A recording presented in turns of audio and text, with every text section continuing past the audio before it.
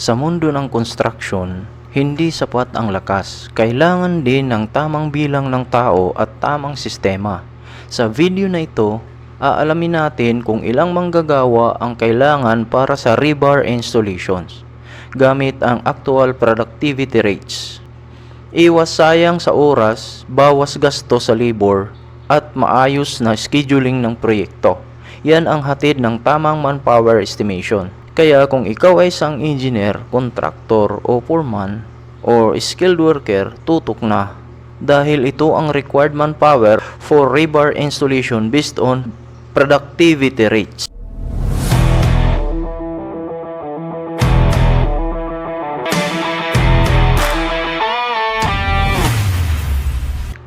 Mayroon akong i-share sa inyo regarding required manpower for rebar installation based on productivity rates.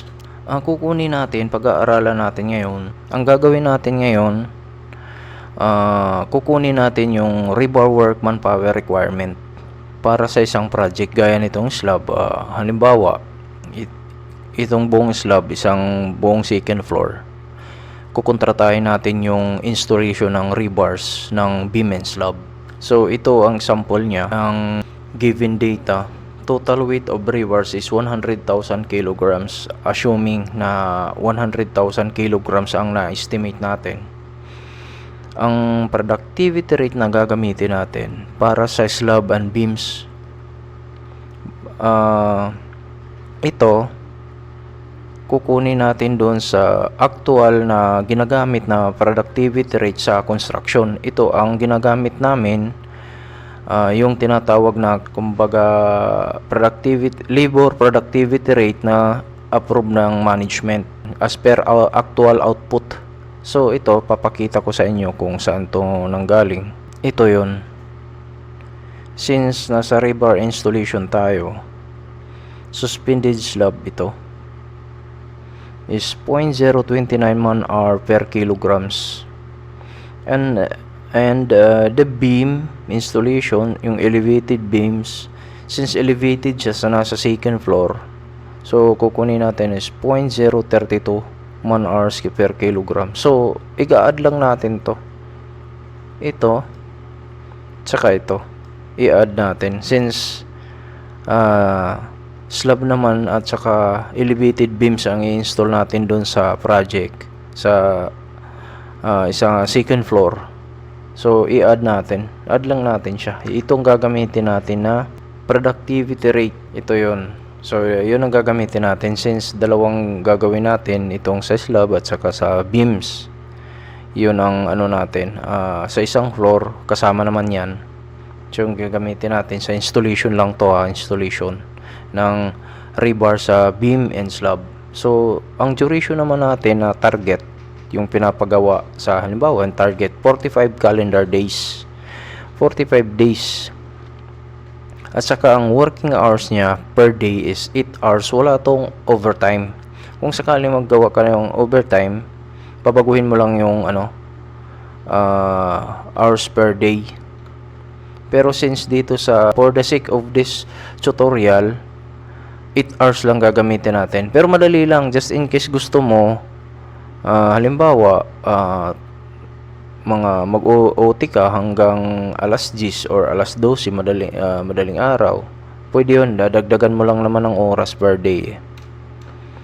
Ito ay para sa beam and slab installation, beam and slab rebar installation. So ang gagawin natin, compute the total man hours. Paano natin gagawin? Gagawin natin itong formula na ginawa ko. So total, itong formula ang gagamitin natin. Total man hours is equals to total weight of rebars times productivity rate, yung kanina na 0.06. Ang solution niya, total man hours, total weight of rebars, ito ng 100,000 kilograms multiplied by 0.06 man-hour per kilograms. So ang sagot, ang nakuha natin is 6,000 man-hours bago natin matapos. So ito ang target man-hour natin.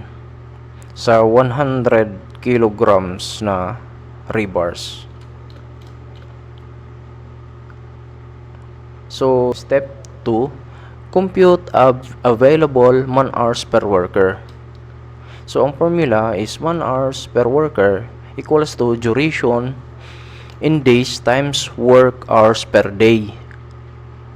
So, ito, solution, man-hours per worker is equals to 45 days, yung duration natin, 45 days, times 8 hours per day.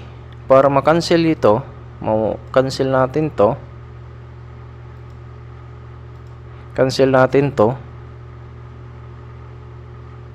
Kasi 8 hours per day para maging hours. Kakancel natin.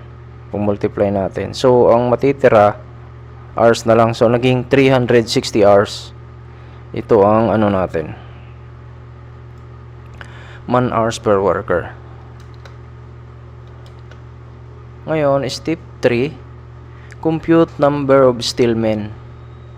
Kung compute natin ang number of stillmen required base doon sa binigay sa atin na estimated 100,000 kilograms rebar. Ang formula is number of workers equals to total man hours divided by man hours of worker.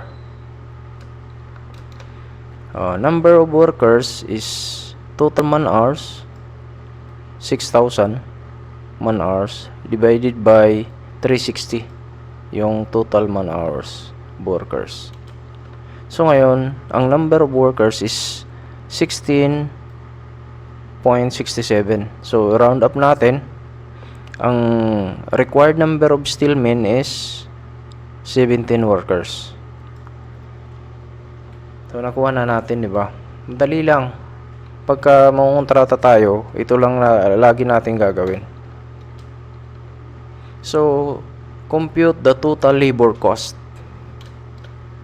So ang daily rate ng tao, kumuha tayo ng stillman at saka labor.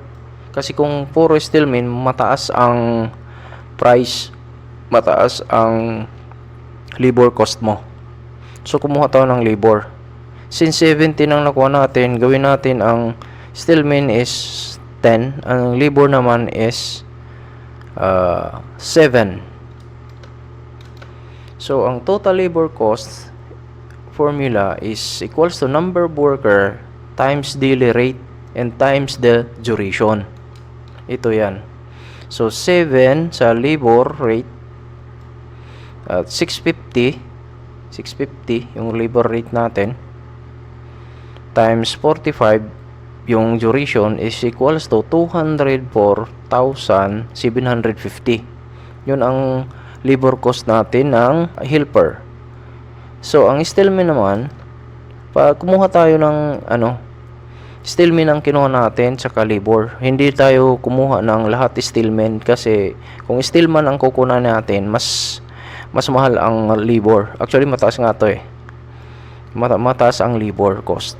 So ang ginawa natin is 10 times daily rate times the duration in days. So nakuha natin is 337,500. So kukunin natin ang total labor cost para sa 45 days, 45 days duration. So ito ang nakuha natin, 542,250. Yan ang total labor cost natin. Yan ipapasahod natin sa 45 days. Kaya kailangan matapos natin within 45 days. Kaya kailangan ang close monitoring. Tsaka kailangan availability ng material sa actual construction para dire-diretso yung trabaho. So total project cost is multiply natin kung sakali ang kuha natin sa 1 kilo ng bakal is 7 pesos. Sa amin actually bibigay namin is 12 So, kung subcon ka, kukunin mo ng 7 pesos, multiply mo yung 100,000 kilograms. Ito ang project total cost. So, ang makukuha mo is 700,000.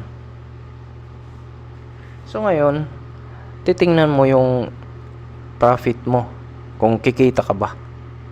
since nakuha mo na yung labor cost mo, so subtract mo lang dito. So ang formula niya, profit is equals to total project cost minus total labor cost. So ito yung 700,000 minus 542,250. So ang nakuha natin is 157,750. Ito ang kinita natin. Pero ano pa to depende sa usapan kasi sa barracks kung magbabayad ng kuryente or tubig para sa mga workers mo. Babawasan pa to. Yan ang kinita mo. Halimbawa, libre yung or walang charge. So 157,750 ang nakuha mo sa 45 days na project mo. Thank you for watching. Napakasimple lang na computation, madali lang.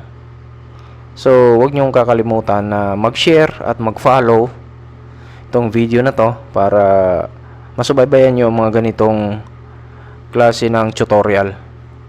This is just for new engineers, architects, and all professional na gusto matuto, including steelman, skilled workers, and laborers. Thank you and God bless.